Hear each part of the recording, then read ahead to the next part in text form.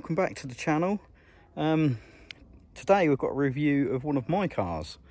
Now I've been wanting to do this review for quite a while, but various reasons have meant I haven't, so I'm going to get on with it now.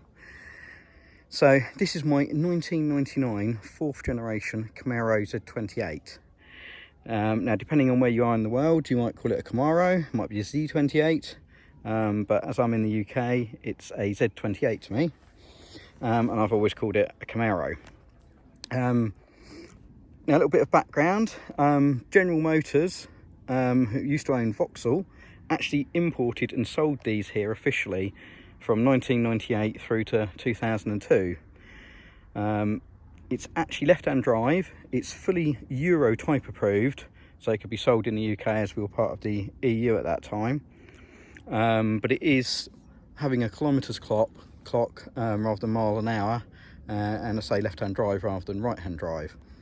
At the time they also sold the C5 Corvette from specialised dealers as well, in pretty much the same guise. That was Euro spec but still left-hand drive. And they sold the Chevy Blazer and the Cadillac Seville STS. The Cadillac and the Blazer were actually full UK models in right-hand drive, however. But today we're looking at the Camaro. Now this is actually my second one. I owned a blue one, an automatic, from, I don't know, about 2004, should we say, might have been 2003 or 2005, up until only a few years ago, when I actually bought this one, which is a 6-speed manual. So most of the ones in the UK were automatics, but I really wanted to get my hands on a manual, and this one cropped up. So I bought this one and then sold the other one that I had. I've had this one now, believe it or not, since probably late 2017, which is 5 years now, although I've not done many miles in it due to various life dramas that had gone on, which meant it's actually spent a couple of years parked up, but it's now back on the road. It's mostly standard.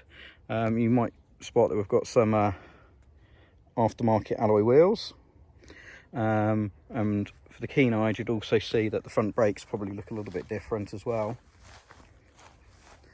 So I've put a big brake kit on it, because I would say both this one and the blue one, the standard brakes are absolutely shocking. They are dreadful for a vehicle of this performance. So on this we've got some, I think they're just slotted and cross-drilled EBC discs at the back, or rotors if you're in America, performance pads. And on the front, this is actually an upgrade kit, so it's a Cadillac CTSV 4-piston caliper, with I think the disc comes from a Corvette C6 Z06, so it can be made to fit. We've got some 19-inch alloys on here, forget the exact size, 275 3019, so I'm running the same size tyre all round, because I'm not a drag race, so I don't need anything bigger on the back, and this allows me to rotate the tyres all the way round.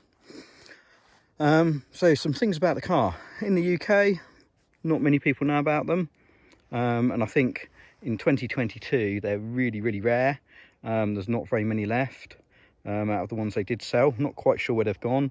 I suspect they've probably been bought up and gone to Europe somewhere, but you hardly ever see another one on the road these days. And I think, looking on the website how many left, there's only somewhere between 15 and 25 manual ones in the entire country, so it makes this pretty rare car having the manual 6-speed in there. So any you do come across are more likely to be the 4-speed autos. This car has got some suspension work on it. It's been lowered. It had that before I bought it. We've got adjustable panhard rod. Can't remember if it's on standard lower control arms or not, but it has had the brackets adjusted for the panhard rod, and different shocks and springs all round. And I've also put a catback exhaust on it. It did have a Magnaflow on it when I bought it, but that was just way too quiet, so I swapped on the SLP loudmouth that I had on the previous Camaro. And I've also put a quick shifter in it as well, to make the gear shift a little bit better. But engine wise, it's a standard LS1. So for those who don't know much about these cars, in 1997 Chevrolet launched a brand new small block Chevy known as the LS1 5.7 litre, 346 cubic inch. Completely unrelated to the classic small block Chevy 350 that's been around since the 1950s. This was a completely new engine, different firing order, all aluminium, and you know, it's been the mainstay of their lineup up until only the last couple of years when they've launched a new engine called the LT. But the LS is still very, very popular in sort of many sort of conversions, upgrades, kit cars, retrofits into other muscle cars and things. You can buy them as crate engines. In America, this car was officially rated at 305 horsepower for this model year, although I think that did get increased to 310 in later years, and some models were rated at 330 horsepower if they had like if it was an SS model, which wasn't available in the UK, or the sister car, the Firebird Trans Am. You get it with the WS6 package. In the real world, I think it's quite well understood that the engines generally put out a lot more power. The Corvette was rated at 345 horsepower, and the only real difference was that had an electronic throttle body rather than a cable operated one like these, but all the parts were the same.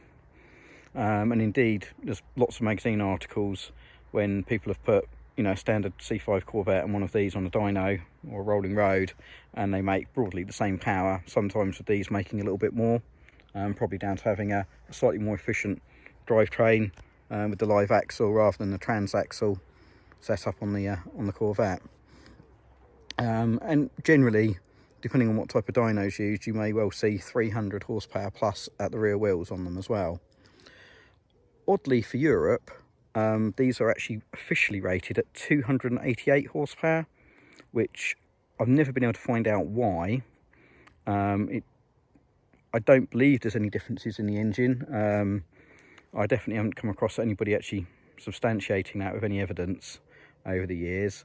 I do have a working theory on how they got to this figure. I think it's probably an error by somebody in Europe in the marketing department, because in America you have model years, so your model year is usually a year ahead. So this particular revised 4th generation car would have been a 1998 model year that came out probably May 1997. In Europe and the UK, we generally don't have model years like that. You just have like perhaps a generation of a vehicle or a series. We go by registration mark, which is the year it was registered, rather than the actual model year build. So my working theory is that back in 1997, there was a cross communication somewhere between the US and probably Opel headquarters in Germany, as they were the headquarters for sort of Vauxhall, Opel in Europe at the time, where the Camaro was coming to Europe, and the LT1 version, the 93 to 97 model of the 4th gen, they used the old cast iron block, did indeed make 385 horsepower. Now, an important distinction is, in the US, you would be using SAE net, so an imperial rating. In Germany at least, and Europe at that time, you'd have probably used DIN HP, which would have been a metric unit. Now, if you get the calculation completely wrong, you can get 285 to equal 288 by just working out metric to imperial horsepower. So I kind of wonder if somebody's done something weird using the stats for what would have been an LT1 Camaro and put that in the marketing guide, and that's what this got published with. Of course, it could have been an insurance thing, having, I don't know what 288 horsepower is in kilowatts, or anything else. It might be that they were trying to get it under a particular rating for insurance. I know BMW did that several times with some of their cars in Germany. So it might have been an attempt to make sure it was well south of 300 horsepower. But the reality is, I believe they make probably 320 horsepower or more in the UK, the same as any US one would be, running on equivalent fuel.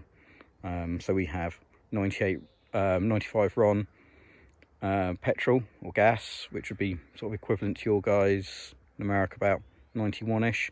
We also have super unleaded, which is going to be between 97 and 99 octane, which is going to be about equivalent to a 93 octane in the States, down to how octane ratings are calculated differently in different countries.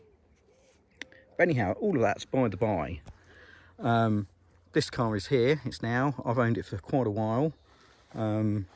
Just do a little bit of a tour. It's not in mint condition by any means,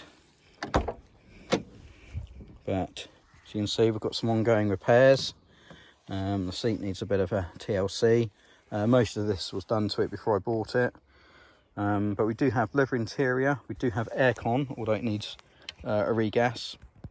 We do have a CD changer in the boot, and we have electric seats.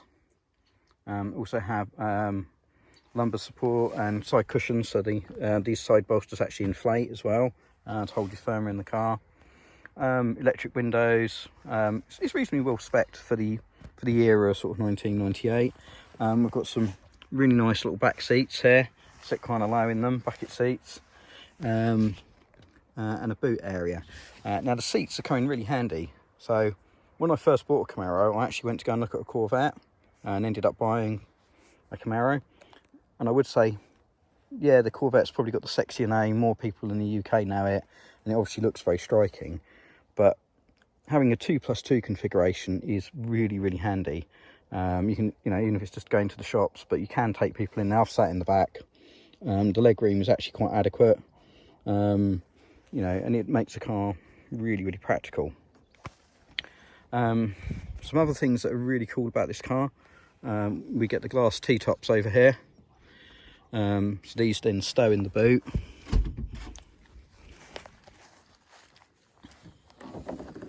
Into this really sort of handy recess here, and they clip in. They take all of a minute to take off and put back on. Really great design. Without them there, you've actually got a reasonable boot size. You've also got this sort of tray area here, and the rear seat will fold down as well. So if you're going away, you can actually get quite a lot of luggage in. Believe it or not, if you fold the seat down, there's enough room to get a Defender bonnet in the back of one of these, which is something I have done. Don't suspect many people have. Some more stats for you. So this car, definitely in 1998, was pretty darn quick. We're talking over 300 horsepower, and it weighs about the same as an E46 BMW M3. There's not a lot in it, so we're talking very similar power, very similar weight, and ultimately pretty similar performance stats. In fact, at the drag strip, I think if you look at contemporary articles, you'll see that these are probably quicker than the M3s. I know, yeah, people are going to say they don't handle and blah blah blah. We'll come to that later. Firstly, it's mostly nonsense. Secondly, just don't care. But we will look at that later on. So being Euro spec, what does this mean? Well, it means that we've got a little bit of a hybrid interior. I think we've perhaps got the seats out of the Firebird, but we've got the dash out of the Camaro. Firebird, I think, would have had round vents, but the US models would have had different seats. Everything came sort of fully loaded as a top spec, apart from the fact that you can't get the SS trim over here, but it was no base model. All of them had the T-tops, although the ones that didn't have T-tops in the US, it is only really a plastic roof here. The main chassis member runs across the top here, so having the T-tops doesn't lose any rigidity in the chassis at all, doesn't compromise the handling. And the glass, yeah, it weighs a little bit more, but we're not talking much. We've got E-marked glass. I don't know if you can see that here. We have different door mirrors. So you guys in the US, you get this one-piece mirror, but in the UK and Europe, we have to have a folding mirror, which is fine, except for they do whistle a little bit. Speed, there's a bit of wind noise that comes off them, and you can't get them anymore. And General Motors doesn't care and hasn't cared for a long time. And basically nobody cares that it's a part that you just can't buy and nobody supports. We have side repeaters, little indicators here, because they're mandatory over here. We don't get any sort of cruise lights or anything sides, but we do get a different rear bumper, which has what's known as fog lights in the back, so one either side, because it's mandatory to have fog lights back here. Again, these lenses are also completely obsolete, and you can't find them anywhere, which is really, really annoying, because As you can see here, before I bought this car, somebody's reversed it into something. Somebody had done exactly the same thing on my blue one before I bought that. So they often get completely damaged and there's not a lot you can do. You could change the bumper for a US one, but then technically you should fit some aftermarket fog lights that hang down and look really crap. You know, it kind of inspires me never to buy a Euro spec car again from General Motors or anybody else like that, because you just can't get some of the bespoke parts. But that aside, it is as a US car. I know these are built in Canada. We've got the same, I think I can't remember which panels it is. Some of these are plastic, aren't they? The front wings are plastic. I suppose it's weight saving, not sure. We've got double A arm front suspension, and on the back we've got a live axle that uses a torque arm from the gearbox. Pretty well set up. So we'll come to the handling when we do a bit more of a road test. All I can say is these are really fun cars. There's a lot of enjoyment to be had.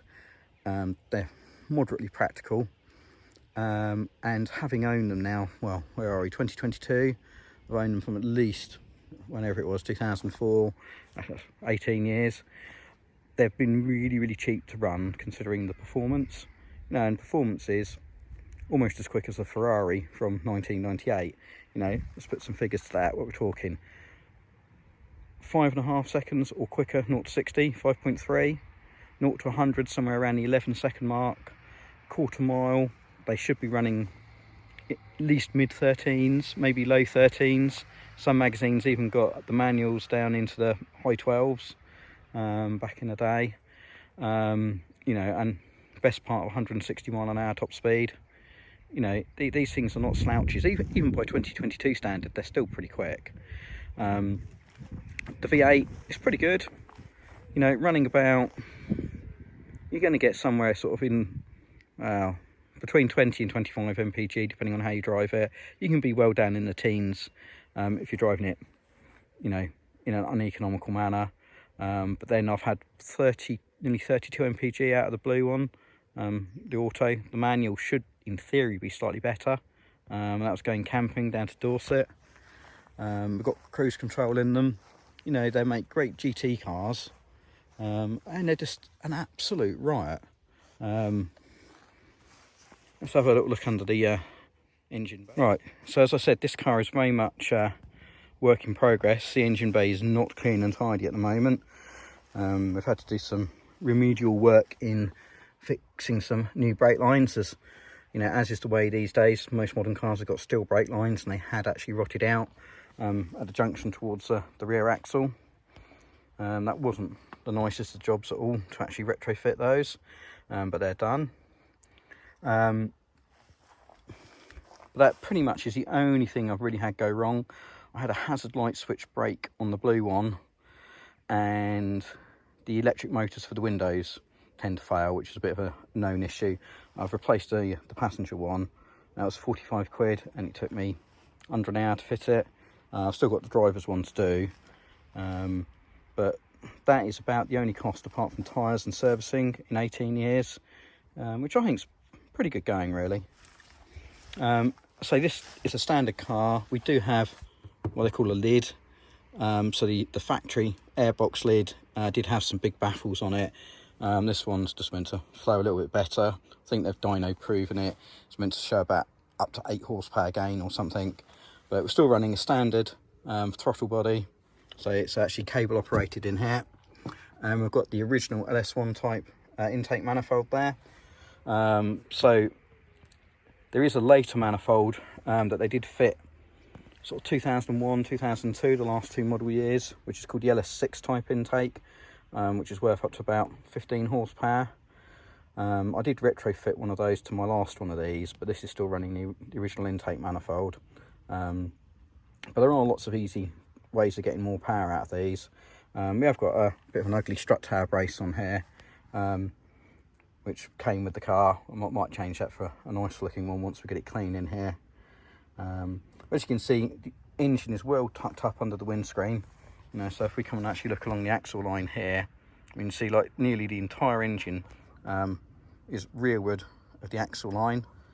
I suppose in any other language you'd be saying that's almost front mid-mounted engine rather than front engine.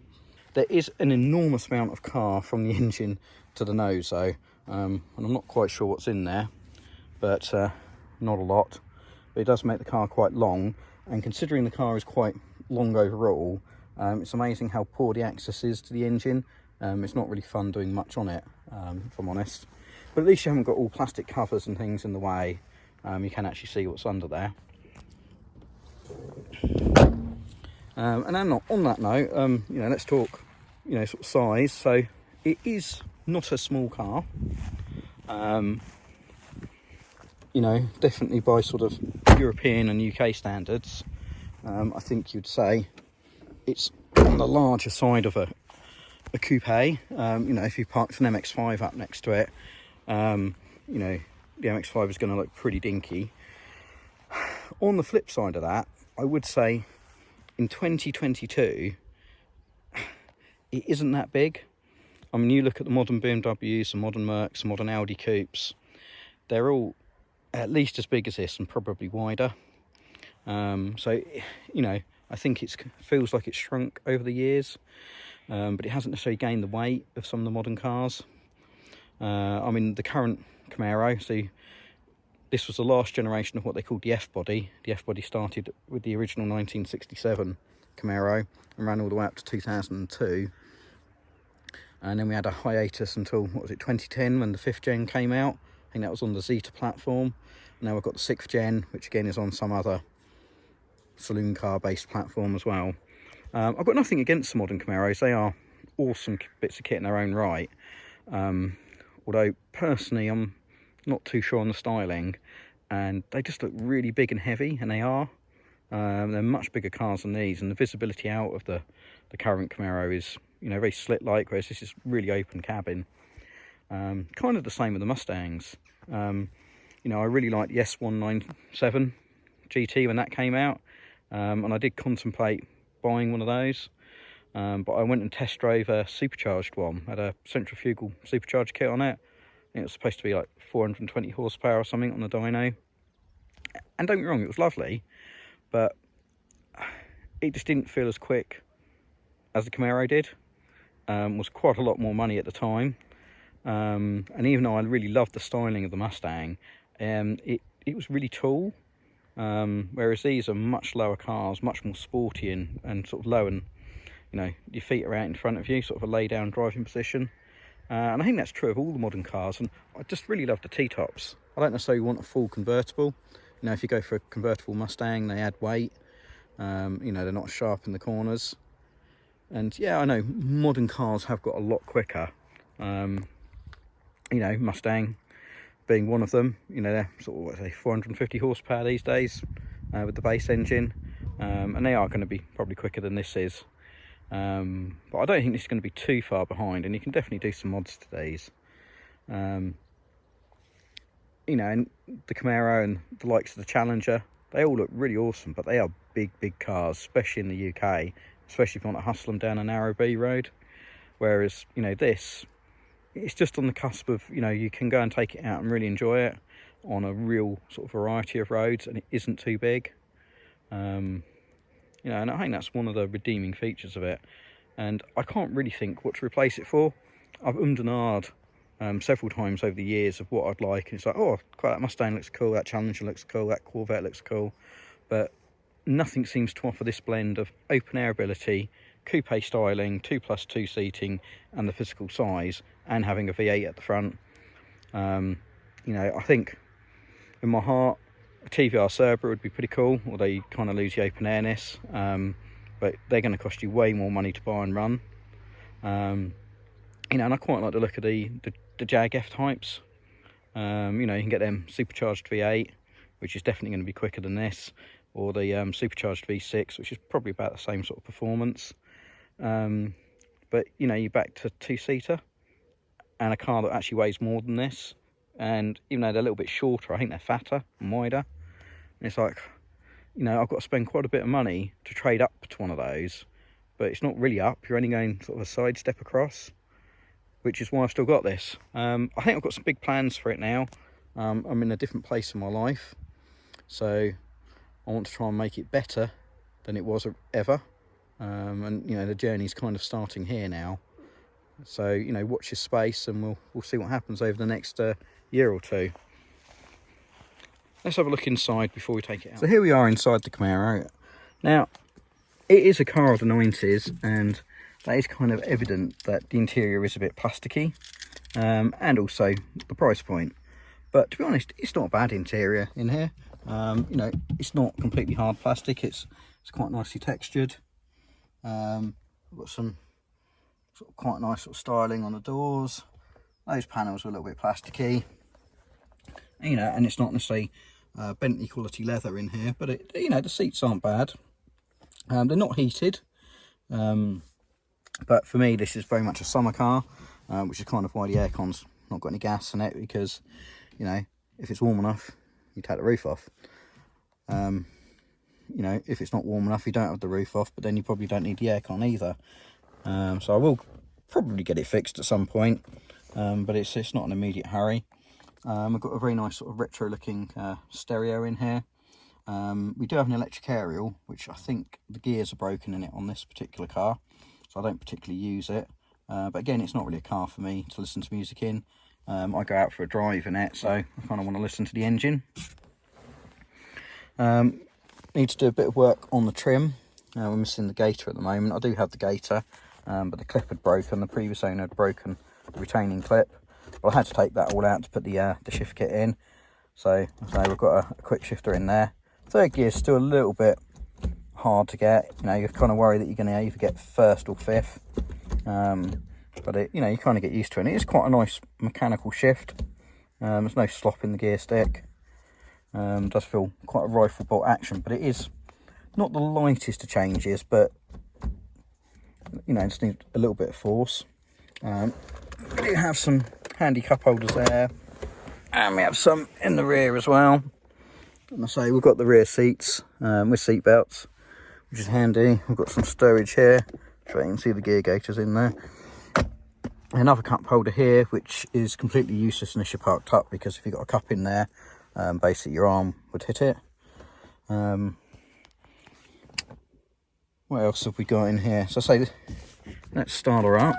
Fortunately, somebody has fitted some horrible aftermarket immobiliser to this one.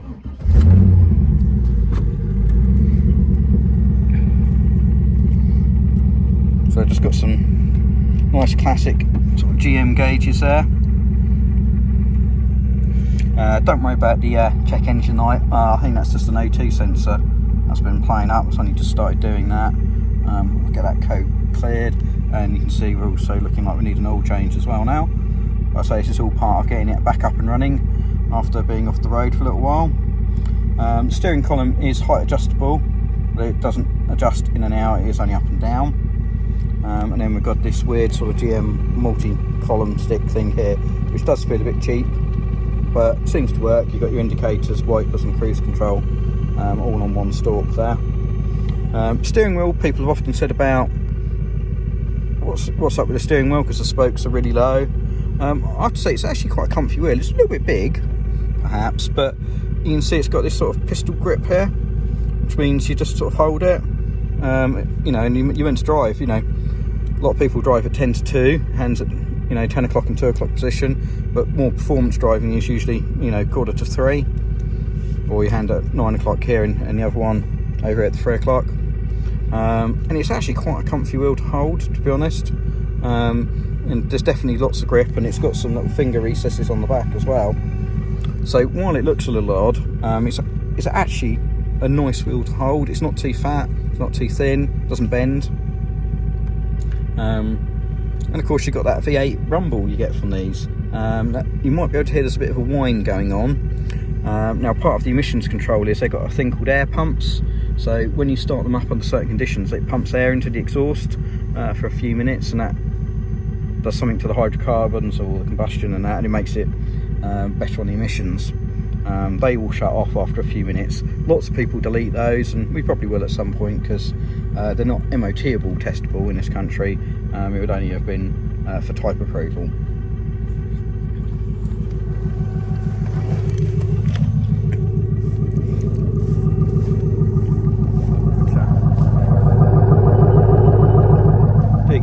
nice sort of V8 rumble.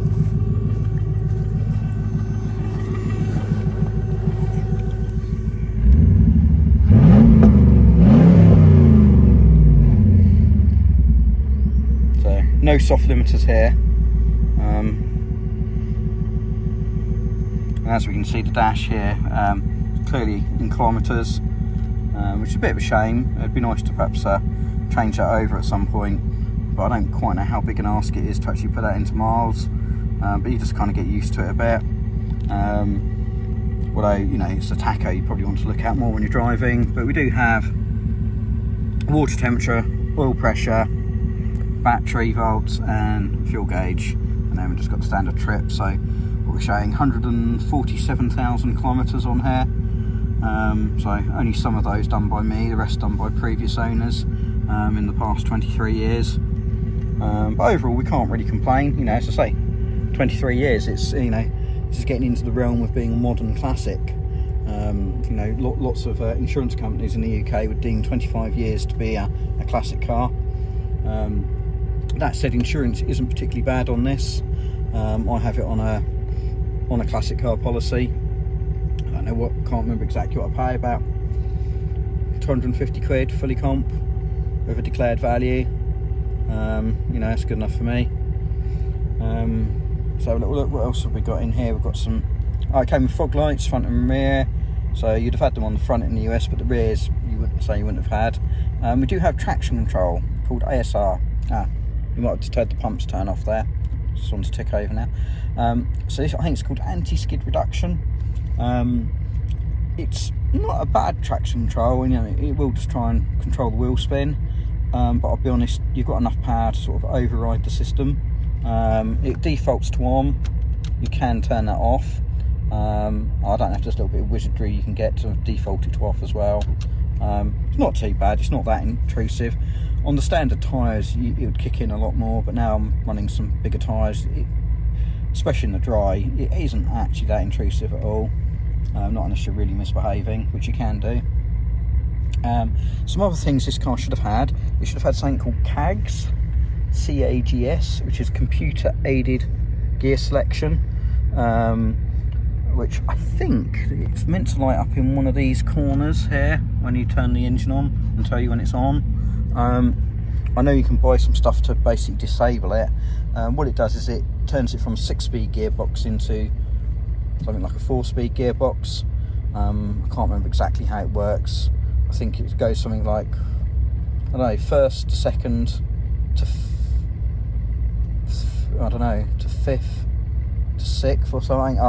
It basically stops you selecting certain gears when you're at low RPM and slow speed.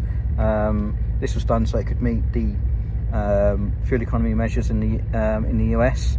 So I believe these cars were not subject to what they call the gas guzzler tax, same as the Corvette wasn't in the same era, which when you actually look at things like the BMW M3 and certainly any Ferrari of that era, they're all subject to the gas guzzler tax because they aren't fuel efficient enough. Whereas something like this, which is really quite a cheap car in comparison, that offers the same straight line performance, similar power levels, wasn't actually subject to those additional taxes because they could meet better MPG standards. But I say, for some reason it's not working on here, which I don't really care about because I wouldn't want it anyhow. So somebody must have put a little device in to turn that off, which I know is available. And we do have a glove box as well. So we've got a little bit of stowage in here. You know, it's not an impractical car. Obviously we've got no sort of iPad screen or anything, although because it's a US car we've got the double din stereo, so you could replace that with something that's got a screen in there quite easily, and indeed many people do. I think that's really about it for the inside, but we'll go out and we'll get it on the road. We'll do a bit of a road test, you know, and I'll share my thoughts then. Thanks.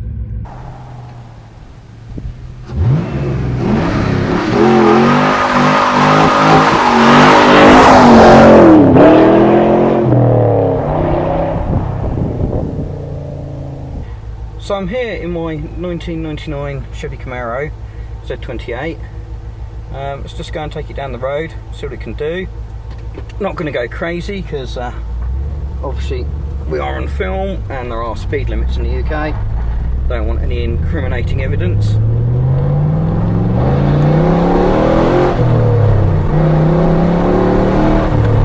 Right, that's up to about 60 mile an hour there. Only a couple of gear shifts. Pretty easy going, really. We've got the 6-speed manual in here. I didn't mention it earlier. This is the T56 gearbox. I think it's Tremac, or gone under a few different names over the years. So this gearbox is used in quite a lot of period cars. You'll find it in the Corvette, the same era. The Dodge Viper used it. A number of Aston Martins also use this gearbox. It's quite strong. Not the slickest shifting box in the world, but you know, it's pretty good, to be honest. It's not too bad, especially when you get a shift kit on it.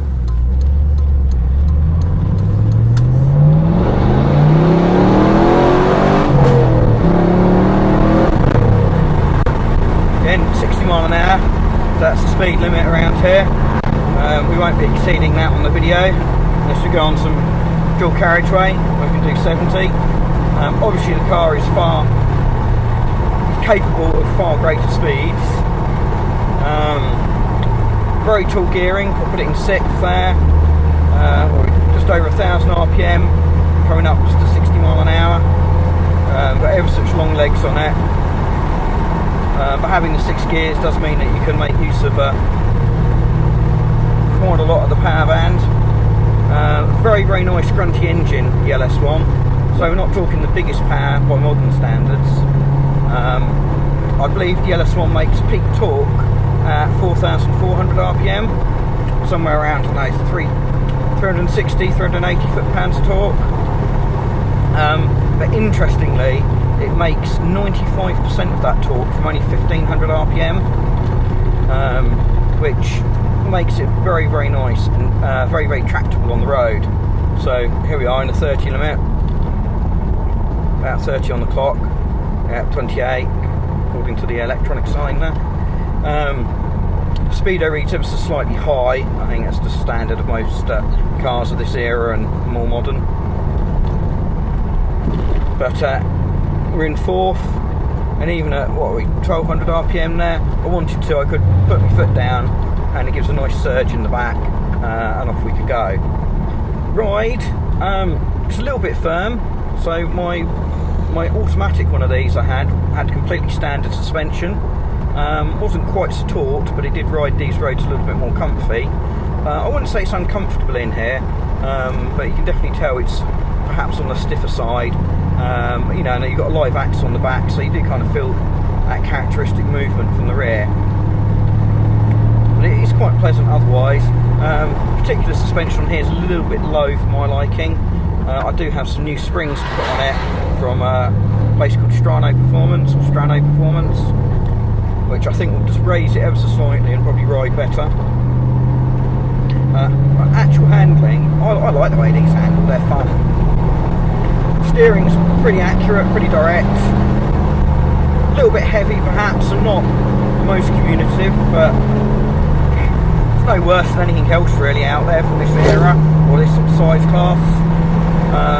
Tons of grip, but it's quite predictable if you want to try and get it, you know, a bit of tail out action. It's, you know, it doesn't snap horribly on you, it's quite progressive. Stays ever so flat in cornering. Even on the standard suspension it wasn't too bad, but definitely, you know, upgraded suspension. It's very good in the corners, much better than I think most people would give them credit for. But then these cars did do quite well, you know, at sort of club and racing. There's been a few really good videos of somebody taking one around the Nürburgring, getting some really, really strong performance out of one. Even being left-hand drive in the UK, you have to think a little bit more about it than a right-hand drive car, but you kind of get used to it.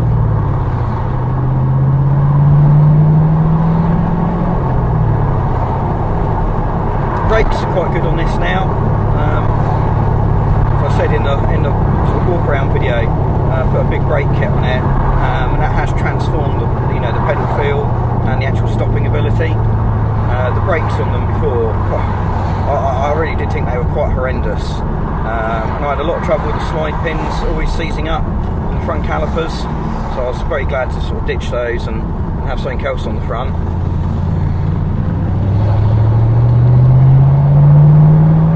Again, nice and tractable. You can do roundabouts in third, maybe in fourth gear. Don't need to wring its neck. Although, while it's perfectly comfortable cruising like this, it is a lot more fun to actually go somewhere and, you know, really put your foot down and go and enjoy the car a bit. It's one of those cars that the more you drive it, the better it gets. And to some extent, it kind of wants you to grab it by the scruff of the neck and throw it about a bit. You've not got to be perfectly delicate to enjoy it. You can go and be a bit of a hooligan, and it will really sort of reward that behaviour, which lots of cars don't.